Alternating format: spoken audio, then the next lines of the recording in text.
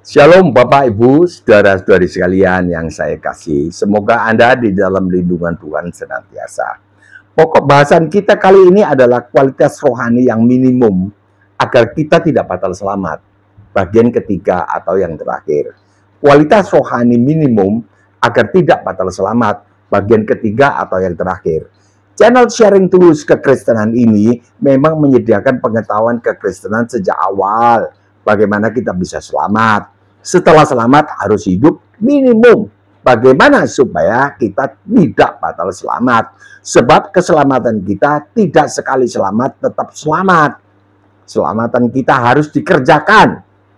Saya, Mbak Bagio Opa Bagia, sedang berusaha menekan durasi khotbah kurang dari 10 menit. Pergunakanlah waktu Anda untuk memastikan bahwa Anda tidak bakalan batal selamat.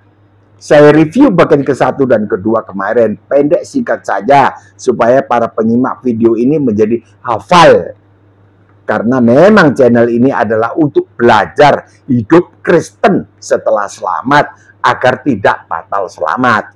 Kalau mau berapologet, silakan tonton channel Mbak Opa Bagio Bahagia yang lain, yaitu Murtadin Perlu Tahu ini. Kita lanjutkan standar hidup rohani yang minimum agar kita tidak batal selamat. 1. Keluaran 20 ayat 12. Menghormati orang tua selagi masih hidup.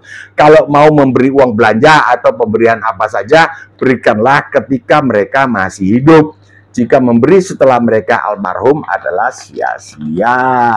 2. Matius 5:22. Kita dituntut tidak marah emosi, apalagi maki-maki. Sebab itu sama dengan membunuh. Solusinya harus berdamai dengan si korban pembunuhan.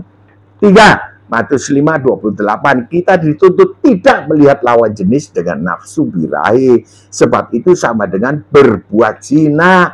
Solusinya cungkil mata kita. Artinya jangan melihat lawan jenis dengan birahi. 4. Matius 5:32. Kita dituntut tidak boleh bercerai. Pernikahan itu sampai ajal memisahkannya, kecuali karena terjadi perzinahan. Jika sengaja berbuat zina supaya bisa bercerai, maka terjerumuslah kepada dosa sengaja. Ibrani 10:26. Maka dipastikan masuk neraka. Tidak ada kurban yang bisa menghapus dosa sengaja. 5. Matius 5:34. Kita dituntut tidak bersumpah di dalam perkara pribadi walaupun bersumpah dengan benar. 6. Matius 5:39. Kita dituntut tidak melawan saat ada orang yang berbuat jahat kepada kita, apalagi membalas. Kita dituntut mengalah saja. Caranya agar kita mampu mengalah, pandanglah salibnya Pak Yesus yang menjamin kita masuk surga itu. Pandanglah salibnya. Pasti kita nurut dong. 7. Matius 5:44. Kita dituntut kita harus mengasihi musuh pribadi kita, bukan mengasihi musuh negara. Kita dituntut mengasihi orang yang mengasihi kita dan juga mengasihi musuh pribadi kita. Sekarang kita bahas tuntutan berikutnya.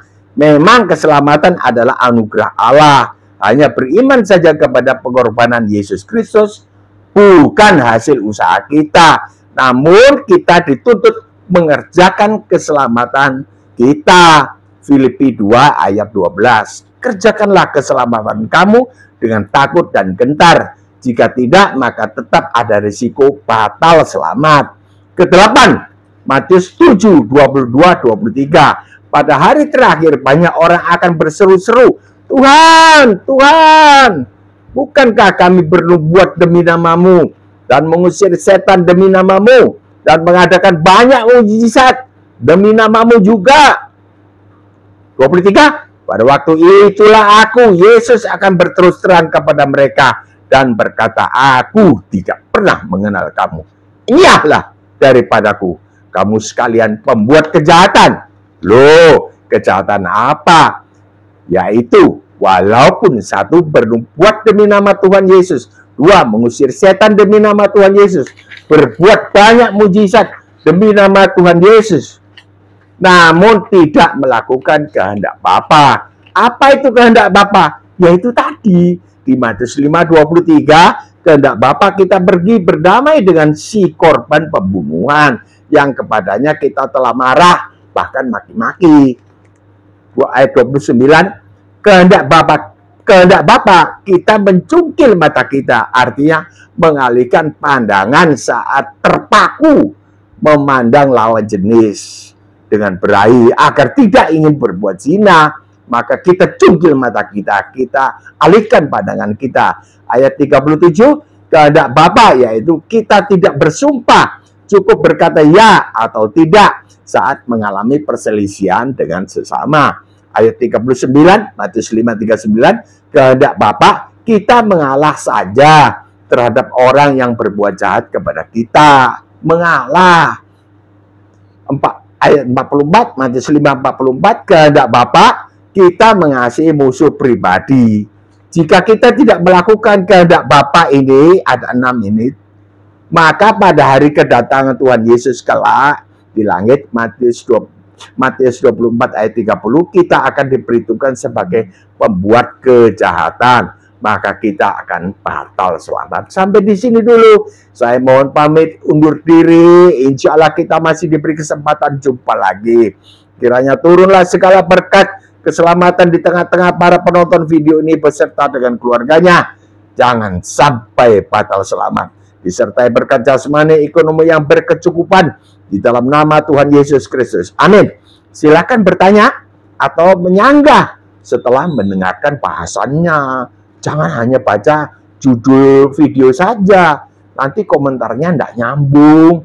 Tekanlah subscribe, Anda akan selalu dikirim video yang baru. Bagikanlah video ini kepada keluarga atau teman-teman. Terima kasih. Sampai jumpa besok atau lusa. 10 menit saja dengan topik yang berbeda. Atau bahkan diusahakan kurang dari itu. Insya Allah. Salam damai sejahtera.